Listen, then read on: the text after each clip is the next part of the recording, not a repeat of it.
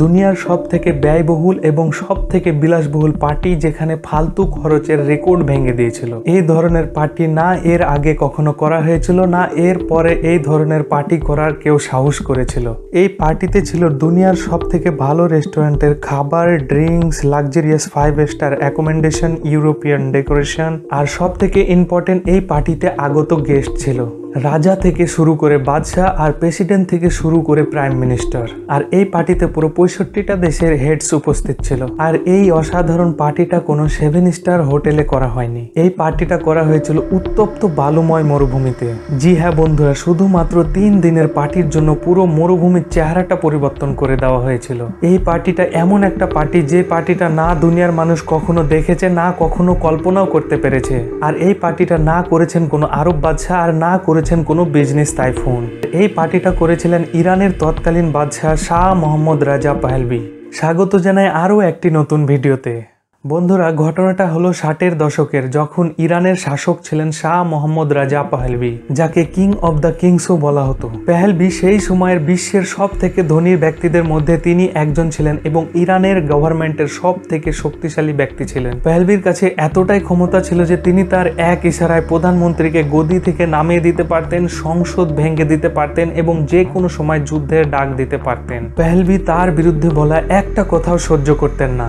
তার secret police তার বিরুদ্ধে কথা বলা মানুষদেরকে বাড়ি থেকে উঠিয়ে নিয়ে যেতেন এবং রাতারাতি ফাঁসি দিয়ে দিতেন। সেই জন্য সেই সময় ইরানের ডেথ পেনাল্টি রেশিও অন্যান্য দেশের থেকে অনেক বেশি ছিল। তিনি যা বলতেন সেটাই ইরানের আইনে পরিণত হতো এবং তার এই ক্ষমতা তিনি কারোর সাথে শেয়ার করতে চাইতেন না।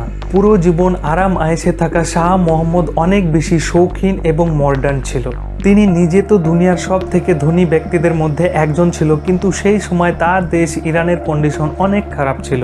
ইরানের অর্ধেকেরও বেশি মানুষের কাছে দুবেলা খাওয়ার মতোও টাকা ছিল না। পানি, মেডিকেল এবং শিক্ষা ব্যবস্থার অবস্থা অনেক খারাপ ছিল, কিন্তু কারোর পক্ষে এই সম্পর্কে একটা কথা বলারও সাহস ছিল না।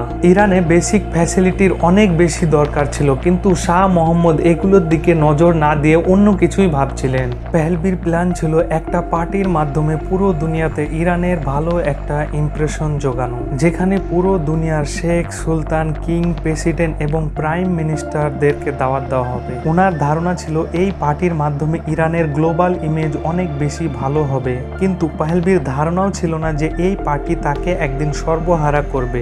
যাই হোক, যেহেতু পাহলভি একটা বাজেট করে ফেলেছিল, সেজন্য শুধুমাত্র 3 দিনের পার্টির জন্য 1 বছর আগে থেকে কাজ শুরু করেন।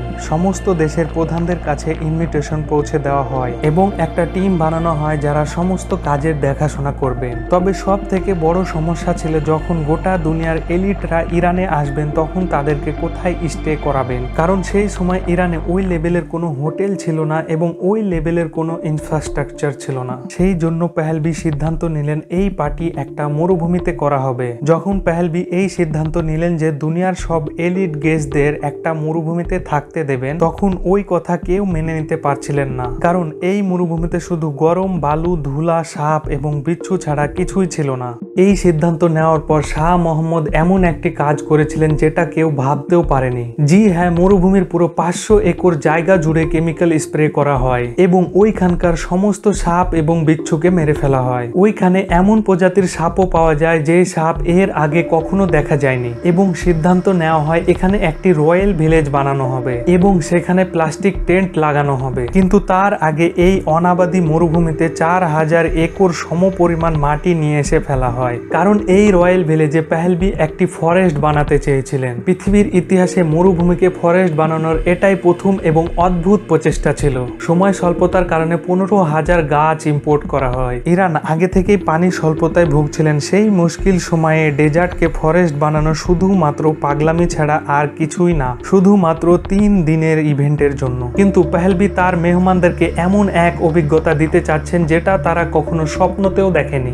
1 মাসের মধ্যে ফরেস্টও তৈরি হয়ে যায় এবং সেখানে সুগন্ধি ফুলও ফোটে, কিন্তু সেই ফিলিং আসছিল না যেটা শাহ চাইছিলেন। ওই ফিলিংসের জন্য শাহ মোহাম্মদ এমন এক সিদ্ধান্ত নেন, যেই সিদ্ধান্তে পুরো দুনিয়াকে আবারও অবাক করে দেয়। পুরো 50,000 সং বার্ড এবং 20,000 স্প্যারোস ইউরোপ থেকে ইম্পোর্ট করে ইরানে আনা হয় এবং ওই পাখিগুলোকে রয়্যাল ভিলেজের ফরেস্টের ভিতরে ছেড়ে দেওয়া হয়।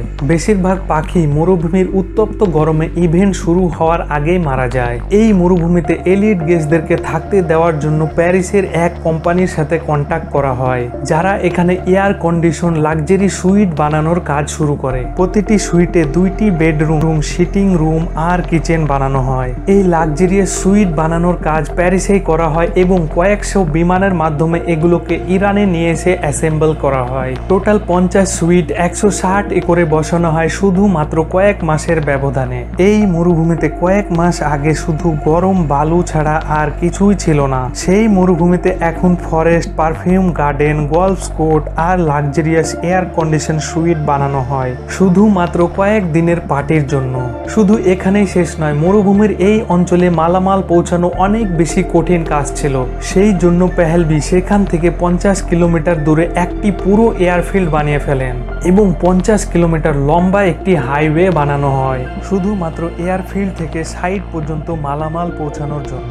পার্টিতে পরিবেশিত খাবারের জন্য পেহেলভি দুনিয়ার সব থেকে বেস্ট রেস্টুরেন্টের সাথে ডিল করেন। সেই রেস্টুরেন্টটা ছিল ম্যাক্সিম ডি প্যারিস, আর ডিলের জন্য ম্যাক্সিম তাদের রেস্টুরেন্ট পুরো 2 সপ্তাহের জন্য বন্ধ রাখেন এবং তাদের শেফ, ওয়েটার, কুকিং ইকুইপমেন্ট 10 দিন আগেই পাঠিয়ে দেন। খাবারে ব্যবহৃত ছোটখাটো জিনিসও প্যারিস থেকে নিয়ে আসা হয় এবং সেই খাবার জিনিসের ওজন এত বেশি ছিল যে আপনি শুনলে অবাক হয়ে যাবেন। টোটাল 18 টন ওজনের খাদ্য সামগ্রী প্যারিস থেকে ইরানে আনা হয়, যার মধ্যে রয়েছে 2,50,000 ডিম, 2,700 কেজি বিফ এবং এর সাথে ওই সমস্ত সামগ্রী ছিল যেগুলো ম্যাক্সিম ডি প্যারিসে সার্ভ করা হতো। খাবার সামগ্রীর সাথে 12 টন এক্সপেন্সিভ ওয়াইনও প্যারিস থেকে আনা হয়, কিন্তু লিমিট তো তখন ক্রস হয় যখন সবাই জানতে পারে ওয়াইনকে ঠান্ডা করে খাবার আইস কিউবও প্যারিস থেকে ইম্পোর্ট করা হয়। এত বড় আয়োজনকে সফল করতে হলে সব থেকে গুরুত্বপূর্ণ হলো সিকিউরিটি, কারণ এই আয়োজনে এত বেশি খরচ হয়ে গেছিল যে ইরানের সাধারণ মানুষ ক্ষুব্ধ হয়ে ওঠেন। এই জন্য ইভেন্টকে সিকিউর করা অনেক বেশি জরুরি ছিল। এই পার্টিতে আসা শখানিক গেস্টের জন্য 65,000 আর্মি সোলজার ডিপ্লয় করা হয় এবং তারা কয়েকশো মিটার পর পর চেকপোস্ট বানায়। যারা এই পার্টির বিরুদ্ধে কথা বলছিল তাদেরকে জেল বন্দি করা হয়। এই পার্টি শুরু হওয়ার আগে ইরানের সমস্ত বর্ডার বন্ধ করে দেওয়া হয় এবং পুরো ইরানকে লকডাউন করে দেওয়া হয়। অবশেষে সেই দিন আসে যেই দিনটির অপেক্ষা সবাই করছিল। সেই দিনটি ছিল 14 অক্টোবর 1971। সেই দিনটি ছিল পার্টির প্রথম দিন। এই পার্টিতে অংশ নিতে মেহমানরা আসতে শুরু করেন।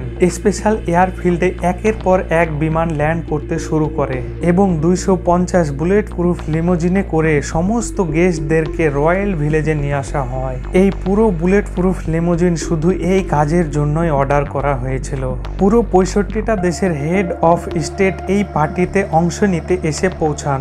কোনো দেশ প্রেসিডেন্ট পাঠান তো কোনো দেশ প্রাইম মিনিস্টার পাঠান। ইরানের এই অংশে এক সময় শুধুমাত্র সাপ আর বিচ্ছুর রাজত্ব ছিল, এখন এই অংশে পুরো দুনিয়ার শাসকরা এসে পৌঁছান। শাহ মোহাম্মদ মেহমানদের উষ্ণ অভ্যর্থনা জানায় এবং তাদের জন্য পুরো 3 দিন খাবার, পানীয় এবং বিনোদনের ব্যবস্থা করা হয়। এক এস্টিমেট থেকে জানা যায় এই পার্টির খরচ হয় 1 বিলিয়নেরও বেশি।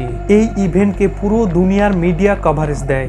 সে কারণে কিছু মুহূর্তের জন্য শাহ মোহাম্মদ পেহেলভি বেশ প্রশংসিত হন, কিন্তু যখন ইভেন্ট শেষ হয় মানুষের মনে জমে থাকা ক্ষোভ সামনে আসতে শুরু করে। ইরানের সাধারণ মানুষ যখন বেসিক ফ্যাসিলিটির জন্য অনেক বেশি কষ্ট করছিল, তখন তাদের বাদশার টাকার অপচয় দেখে পুরো ইরান জুড়ে আন্দোলন ছড়িয়ে পড়ে। তখন ইরানে একটা রেভলিউশনের হাওয়া বয়ে যায় এবং 1978 সালে শাহ মোহাম্মদ পেহেলভিকে হটিয়ে আয়াতুল্লাহ খামেনিকে ইরানের সুপ্রিম লিডার বানানো হয়। শাহ মোহাম্মদ নিজের জীবন বাঁচিয়ে কোনো রকমে মিশরে পালিয়ে যায় এবং 1 বছর পরে তিনি মিশরেই মৃত্যুবরণ করেন। শুধুমাত্র এই একটি পার্টি করার কারণে পুরো পেহেলভি রাজত্বের অবসান ঘটে। আশা করি ভিডিওটা আপনাদের অনেক ভালো লেগেছে। ভিডিওটা দেখার জন্য আপনাদেরকে অনেক অনেক ধন্যবাদ।